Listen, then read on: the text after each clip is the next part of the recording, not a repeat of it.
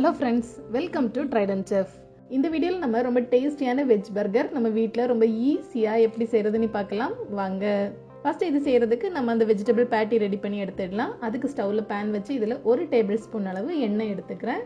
எண்ணெய் நல்லா சூடான பிறகு ஒரு வெங்காயத்தை சின்ன சின்னதாக கட் பண்ணி சேர்க்குறேன். இந்த வெங்காயத்தில் உள்ள பச்சை வாசம் போகிறது வரைக்கும் இதை நல்லா வதக்கி விட்டுடலாம். அடுத்து இதில் 1 டீஸ்பூன் இஞ்சி பூண்டு பேஸ்ட் சேர்த்துட்டு இதையும் நான் நல்லா வதக்கி விடுறேன். இஞ்சி பூண்டு பேஸ்ட்டோட பச்சை வாசம் போகிறது வரைக்கும் நல்லா வதக்கி விட்டுடலாம். அடுத்து இதில் 2 பச்சை மிளகாயை சின்ன சின்னதாக கட் பண்ணி சேர்த்துட்டு மறுபடியும் நல்லா வதக்கி விட்டுடலாம். இது எல்லாத்தையும் சேர்த்து 1 நிமிடம் போல் நல்லா வதக்கி விட்டுடலாம். அடுத்து நம்ம இதில் மசாலா எல்லாம் சேர்த்துடலாம். 1/4 டீஸ்பூன் மஞ்சள் தூள், 1 டீஸ்பூன் மிளகாய் தூள். ஃபஸ்ட்டே பச்சை மிளகாய் சேர்த்தாச்சு, அதனால காரத்துக்கு ஏற்றது போல் நீங்கள் மிளகாய் தூள் சேர்த்துக்கோங்க. 1/2 டீஸ்பூன் ஜீரக பவுடர், 1 டீஸ்பூன் கரம் மசாலா சேர்க்குறேன். எல்லாத்தையும் சேர்த்து நல்லா வதக்கி விட்டுடலாம். மசாலாவில் உள்ள பச்சை வாசம்லாம் போகிறது வரைக்கும் நல்லா வதக்கி விடுறேன். ஸ்டவ் மீடியம் ஃப்ளேமில் வச்சுக்கோங்க. 1 நிமிடம் அளவுக்கு நம்ம இதை வதக்கி விட்டாலே போதும். இனி நம்ம இதில் வெஜிடபிள்ஸ் எல்லாமே சேர்த்துடலாம். 1 கேரட்டை சின்ன சின்னதாக கட் பண்ணி சேர்க்குறேன். 1/2 கப் அளவு பீன்ஸ், 1/2 கப் அளவு ஃப்ரெஷ்ஷான பச்சை பட்டாணி சேர்க்குறேன். உங்கள்கிட்ட காஞ்ச பச்சை பட்டாணி இருந்து அப்படின்னா ஃபஸ்ட்டே வேக வச்சு எடுத்துட்டு அதுக்கப்புறமா நீங்கள் இதில் சேர்த்துக்கோங்க. கூடவே 1/2 கப் அளவு காலிஃப்ளவர் சேர்க்குறேன். இனி இதுக்கு தேவையான அளவு உப்பு சேர்த்துடலாம். கூடவே 1/4 கப் அளவு தண்ணி சேர்க்குறேன். இனி எல்லாத்தையும் சேர்த்து நல்லா மிக்ஸ் பண்ணி விட்டுடலாம். ரொம்ப அதிகமாக தண்ணீர் சேர்க்க தேவையில்லை, குறைவாகவே சேர்த்தா போதும். இந்த காயெல்லாம் வேகிறதுக்காக தான் நம்ம தண்ணீர் சேர்க்குறோம். எல்லாமே நல்லா மிக்ஸ் பண்ணியாச்சு. இனி நம்ம இதை மூடி வச்சிடலாம். 10 நிமிடம் இது மூடி இருக்கட்டும். காய் எல்லாமே நல்லா வெந்துடும். ஸ்டவ் மீடியம் ஃப்ளேமில் வச்சுக்கோங்க. 10 நிமிடத்துக்கு அப்புறமா நம்ம இதை ஓப்பன் பண்ணி பார்த்துடலாம்.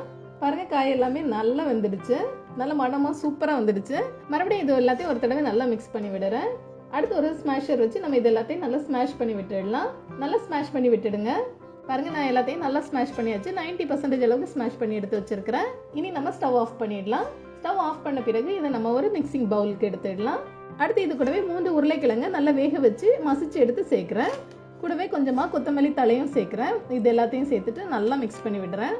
பாருங்க, நல்லா திக்காக அந்த அளவுக்கு வரணும்.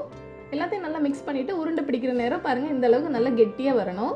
பாருங்க, இந்த அளவுக்கு நான் உருண்டை உருட்டி எடுத்து வச்சிருக்கிறேன். இதை கையில் வச்சு நல்லா தட்டி விடுறேன். சைடு எல்லாமே கிராக் விழாமல் மெதுவாக தட்டி விட்டுடுங்க. ரொம்ப ஃப்ளாட்டாக தட்டிடாதுங்க. இந்த திக்னஸ் அளவுக்கு தட்டி எடுத்துக்கோங்க. இதே போல் நான் எல்லாமே ரெடி பண்ணி எடுத்து வச்சிருக்கிறேன். அடுத்து ஒரு கப்பில் 1/4 கப் மைதா, 1/4 கப் கார்ன்ஃப்ளோர், கூடவே 1/2 கப் அளவு தண்ணீர் சேர்க்குறேன். தண்ணீர் ஃபுல்லாகவே சேர்த்துடாமல் கொஞ்சம் கொஞ்சமாக சேர்த்து மிக்ஸ் பண்ணிக்கோங்க. ஃபஸ்ட்டு கொஞ்சமாக சேர்த்து நல்லா கரைச்சி விட்டுடலாம். ஒரு ஒயர் விஸ்க் வச்சு கரைச்சி விட்டீங்க அப்படின்னா கட்டி எதுவும் இல்லாமல் ஈஸியாக கரைச்சி எடுத்துடலாம். உங்களுக்கு தேவைப்பட்டுச்சு அப்படின்னா கூட கொஞ்சமாக தண்ணீர் சேர்த்துக்கோங்க. எல்லாம் நல்லா கரைச்சி எடுத்து வச்சாச்சு. இது இருக்கட்டும். அடுத்து ஒரு பிளேட்டில் கொஞ்சமாக பிரெட் க்ரம்ஸ் எடுத்துக்கிறேன். இனி நம்ம ரெடி பண்ணி வச்சிருந்த பேட்டியை ஃபஸ்ட் எடுத்து நம்ம இந்த மாவில் நல்லா கோட் பண்ணி எடுத்துடலாம். அடுத்து இதை பிரெட் க்ரம்ஸில் நல்லா கோட் பண்ணி எடுத்துடலாம். எல்லா சைட்லேயுமே பிரெட் க்ரம்ஸ் பட்டுறது போல் நல்லா கோட் பண்ணி எடுத்துக்கோங்க. சைடில் எல்லாமே நல்லா கோட் பண்ணிவிடுங்க. இதே போல் நம்ம எல்லாமே கோட் பண்ணி எடுத்து நம்ம எண்ணெயில் போட்டு பொரிச்சு எடுத்துடலாம்.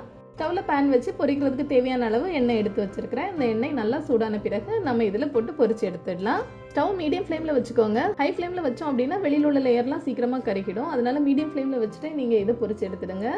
ஒரு சைடு நல்லா கோல்டன் கலர் வந்த பிறகு இதை அடுத்த சைடு திருப்பி போட்டு மறுபடியும் நல்லா ஃப்ரை பண்ணி எடுத்துடலாம்.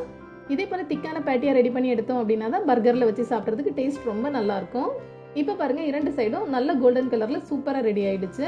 இனி நம்ம இதை பேன்ல இருந்து வெளியில் எடுத்துடலாம். இதே போல் மீதி நம்ம ரெடி பண்ணி வச்சிருந்த எல்லா பேட்டையுமே நம்ம பிரித்து எடுத்துடலாம். இதை நான் ஒரு பிளேட்டில் எடுத்து வச்சிருக்கிறேன். இது நல்லா சூடாக இருக்கிற நேரமே இதில் நான் சீஸ் ஸ்லைஸ் வைக்கிறேன். நான் இதில் செடார் சீஸ் ஸ்லைஸ் தான் யூஸ் பண்ணுறேன். உங்கள்கிட்ட செடார் பதிலாக மொசரில் இருந்தது அப்படின்னா நீங்கள் அதையும் யூஸ் பண்ணிக்கலாம். சூடாக இருக்க நேரமே நம்ம இதில் சீஸ் வச்சுட்டோம் அப்படின்னா அந்த சீஸ் எல்லாம் லைட்டாக மெல்ட் ஆகிடும். சாப்பிட்டதுக்கு ரொம்ப டேஸ்ட்டாக இருக்கும்.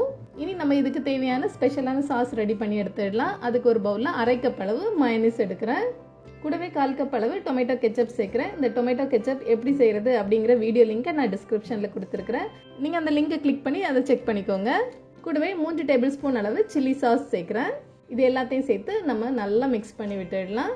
உங்களுக்கு கொஞ்சம் காரம் அதிகமாக தேவை அப்படின்னா இதில் கொஞ்சமாக சில்லி ஃப்ளேக்ஸும் சேர்த்து நம்ம நல்லா மிக்ஸ் பண்ணலாம். இல்லைனா கூட 1 டேபிள் ஸ்பூன் அளவு சில்லி சாஸ் சேர்த்துட்டு மிக்ஸ் பண்ணாலும் காரம் கொஞ்சம் அதிகமாக வரும்.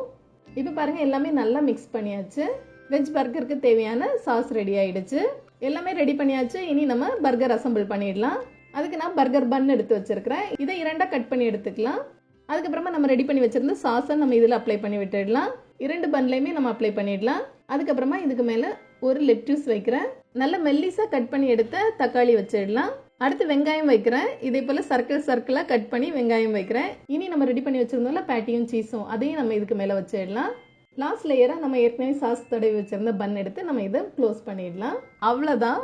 ரொம்ப ரொம்ப ஈஸியாக நல்ல டேஸ்டியான வெஜிடபிள் பர்கர் நம்ம ரெடி பண்ணியாச்சு. நீங்களும் இதே போல் ட்ரை பண்ணி பாருங்கள். மீண்டும் ஒரு சுவையான ரெசிபியோடு விரைவில் சந்திப்போம். தேங்க்ஸ் ஃபார் வாட்சிங்.